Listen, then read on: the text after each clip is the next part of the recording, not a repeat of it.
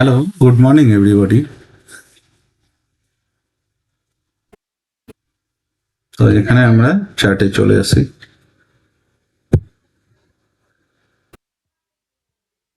তো এটা bank নিফটির chart. তো ব্যাংক নিফটির চার্টে যেটা আছে, আগের দিন কি করলো, এটা হচ্ছে আগের দিন। এই এখানে ক্লোজিং প্রাইস থেকে একটু নিচে নামার চেষ্টা, সরি, এখান থেকে এতটা না নেমে গেল, নেমে আবার ধীরে ধীরে ধীরে ধীরে উপরে গেল। তার মানে হচ্ছে এই সেলাররা কিন্তু বেরোয়নি, ধীরে ধীরে গেছে, মানে সেলারদের স্টপ লস এর উপরে আছে। ঠিক আছে। আর যেহেতু মার্কেট হচ্ছে এই যে রেঞ্জ, মানে এই হাই এই লো, দুটোর মধ্যে কোনোটাই ব্রেক করতে পারেনি, একটা মাঝখানে সারাদিন ধরে সময় নষ্ট করেছে। তার আগের দিনও মাঝখানে সময় নষ্ট করেছে। তার মানে কি হয়েছে, এর উপরে হচ্ছে সেলার সেলারদের স্টপ লস, আর এর নিচে আছে বায়ারদের স্টপ লস। তো এখানে সবাই রেডি, যে উপরে যদি হোল্ড করতে শুরু করে আমি বাই করবো, আবার নিচে যদি হোল্ড করতে শুরু করে বা ব্রেকডাউন দেয় তাহলে আমি সেল করবো। সবাই এরকম একটা স্ট্র্যাটেজি নিয়ে রেডি। তো এখানে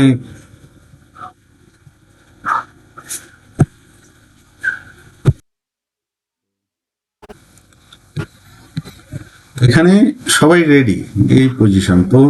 আর এখানে কোনো ক্লিয়ার ডিরেকশন নেই, মার্কেট উপরে যাবে না নিচে যাবে, কোনো ক্লিয়ার ডিরেকশন নেই।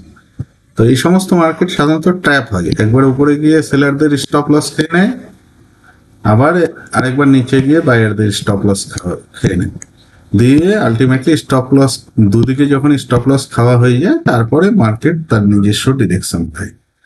তো এই সমস্ত মার্কেট সাধারণত ট্র্যাপ হয়। এই সমস্ত মার্কেটে ট্রেড যতটা পারা যায় অ্যাভয়েড করাই ভালো, কারণ এগুলো মার্কেটে ট্রেড করতে গেলে ট্র্যাপ হওয়ার সম্ভাবনা থাকে। তাতে প্রফিট তো হবে না, লস হওয়ার সম্ভাবনা বেশি থাকে। কিন্তু যারা অপশন রাইটার, এখানে যারা কল সেল করে বা এখানে যারা পুট সেল করে বা পুট রাইটার, যারা রাইটার, তাদের বেনিফিট হয়, তাদের প্রিমিয়াম কমতে থাকে, তারা দুদিক থেকেই প্রফিটটা পেয়ে যায়। এটা হচ্ছে ব্যাংক নিফটির চার্ট। এবার চলে আসি নিফটির চার্ট। এটা নিফটির চার্ট, এটা সেন্সেক্স এর চার্ট, দুটো চার্ট সেম। এখানে বাজার কি করলো, এই উপরে যাওয়ার চেষ্টা করেছিল, দিয়ে যেতে পারিনি, আবার নিচে নামলো, দিয়ে অনেকক্ষণ উপরে হোল্ড করলো, কিন্তু আলটিমেটলি এটা ব্রেকআউট করতে পারলো না। তাহলে এখানে সেলারদের এসএল আছে, দিয়ে আলটিমেটলি লাস্ট মোমেন্টে প্রফিট বুকিং হয়, বাজার নিচের দিকেই এখানে আসলো। তাহলে একটা বাজার ন্যারো রেঞ্জের মধ্যে কোনো ক্লিয়ার ডিরেকশন নেই, উপরে যাবে না নিচে যাবে, লাস্টে বায়ারদের সবার এসএল খেয়ে নিল। তো এক্ষেত্রে মানে বাজার কোন দিকে যাবার বলা খুব বড় মুশকিল, মানে ট্র্যাপ হওয়ার সম্ভাবনাই বেশি। উপরে যাবে বলে বাই করলে, এখানে উপরে গিয়ে হোল্ড করতে শুরু করলে সেক্ষেত্রে হয়তো উপরে যেতে পারে, না হলে বাজার অনেক সময় হয়তো উপরে হোল্ড করতে শুরু করলো, বাই করলাম, আবার নিচের দিকে নামলো, এরকম একটা ট্র্যাপিং এর সম্ভাবনা থেকেই থাকে, কারণ এই বাজারে কোনো ক্লিয়ার ডিরেকশন নেই। তো এখন দেখা যাক, বাজার ওপেন হোক, চার্ট দেখে ক্যান্ডেল দেখে ট্রেডিং করতে হবে। বাজার প্রি ওপেনিং এ Nifty 35 point plus, Sensex 122 point plus, bank Nifty 126 point plus. এখন বাজার ওপেন হোক, তারপরে ক্যান্ডেল দেখে চার্ট দেখে ট্রেডিং করা হবে। এখানে নিফটি ক্লোজিং প্রাইসকে ব্রেক করেছে, তো এখানে অবভিয়াসলি সেলার বেশি আসবে।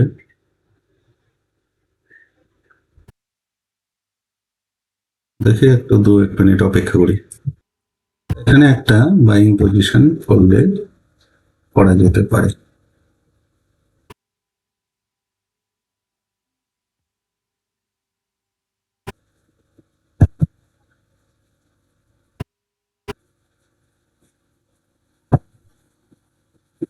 এখানে একটা বাই সাইডের পজিশন করে নিলাম।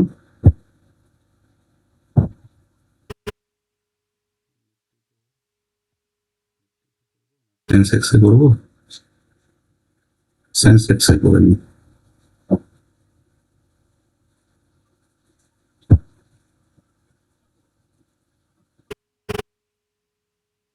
সেন্সেক্সে একটা বাই সাইডের পজিশন করে নিলাম। এখন দেখা যাক, কারণ এখানে ক্লোজিং প্রাইস ব্রেক করেছে, তো এখানে একচেটিয়া সেলার আসবে। যেখানে সব একচেটিয়া আসবে সেখানে উল্টো সাইডের পজিশন বানালে একটা প্রফিট হওয়ার সম্ভাবনা থাকে, সেই আশায় একটা পজিশন বানালাম। এখন দেখা যাক কি হয়। এখানে আমার বাই পজিশন বানানোর logic, market gap up opening দিয়েছে। গ্যাপ আপ ওপেন যদি নিচে যাওয়ার হতো তাহলে ফ্ল্যাট বা নেগেটিভ ওপেনিং দিত, কিন্তু গ্যাপ আপ ওপেনিং দিয়েছে, এটা একটা লজিক। আর 2 নম্বর হচ্ছে এখান থেকে যেহেতু গ্যাপ আপ ওপেনিং দিয়ে নিফটির সঙ্গে সঙ্গে ক্লোজিং প্রাইসকে ব্রেক করেছে, তার মানে এখানে সব সেলার ইনভাইট হবে একসাথে। তো এই দুটো লজিকে আমি এখানে বাই সাইডে নিয়েছি। কারণ যদি মার্কেটে নিচে যাওয়ার ওপেনিং ইচ্ছা হতো তাহলে গ্যাপ ডাউন ওপেনিং দিত, কিন্তু সেটা দেয়নি। এখন দেখা যাক, বাকি তো পজিশন বানানো হয়েছে, এখন বাকিটা আমাদের হাতে নেই, দেখা যাক কি হয়। মার্কেট একটা এখান থেকে ব্রেকডাউন দিয়েছিল, দিয়ে যাই হোক ব্রেকডাউনটা কন্টিনিউশনে যায়নি, আবার রিকভারির দিকে যাচ্ছে বড় গ্রিন ক্যান্ডেল নিয়ে। আশা করা যায় এটা রিকভারির দিকেই যাবে, এখন দেখা যাক কি হয়। এখানে আমাদের লস বড় হওয়ারই চেষ্টা করছে, দেখি কি হয়। লিমিট যতক্ষণ আছে ততক্ষণ আমরা অপেক্ষা করব। অনেকক্ষণ অপেক্ষা করে বসেছিলাম প্রফিটের জন্য, তো প্রফিট তো দিল না, লস যাই হোক অনেকটা কমছে। তো আমরা একটা প্রফিট চাচ্ছিলাম কিন্তু মার্কেট দিচ্ছে না, তো আমরা আর কি করবো, এখানে অপেক্ষা করে তো কোনো লাভ দেখতে পাচ্ছি না। তো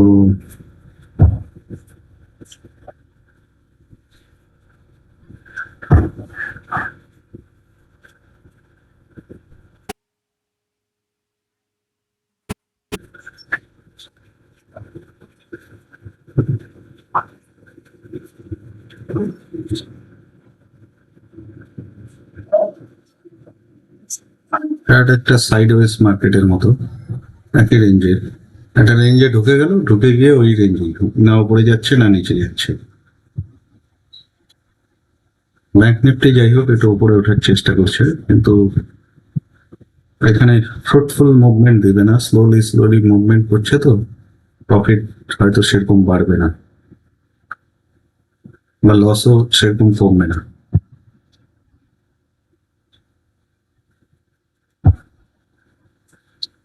তো এখানে আমরা টাইমও হয়ে গেছে আমাদের।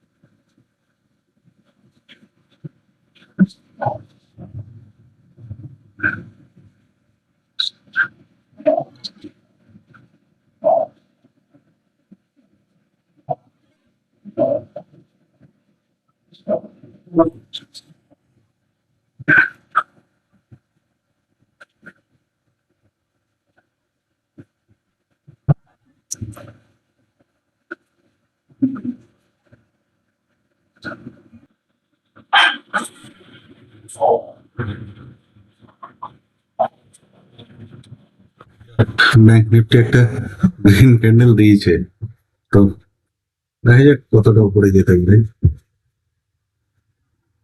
সেন্সেক্স একটা বড় গ্রিন ক্যান্ডেল দেখা যাচ্ছে, যেতে পারবে না বেশি দূর। তো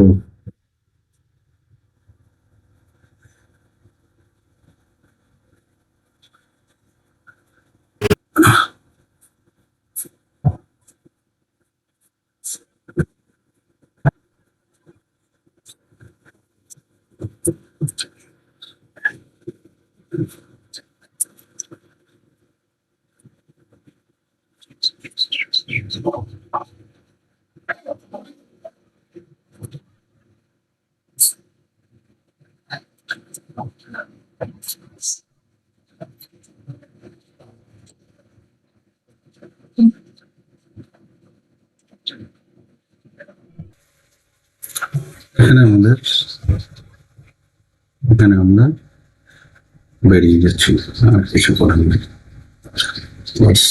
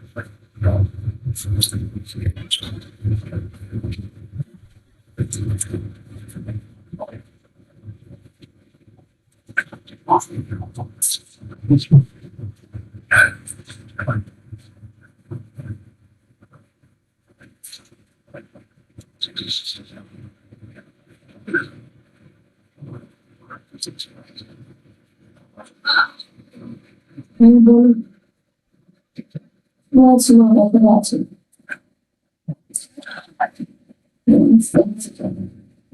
বিভাগ ব্যাপার থেকে বলতাম আশায় আশায় বসেছিল, কিন্তু কোনো লাভ হয়নি। না আমার আসলে ছবিটাই ভালো আসলে কি দেখবো ভালো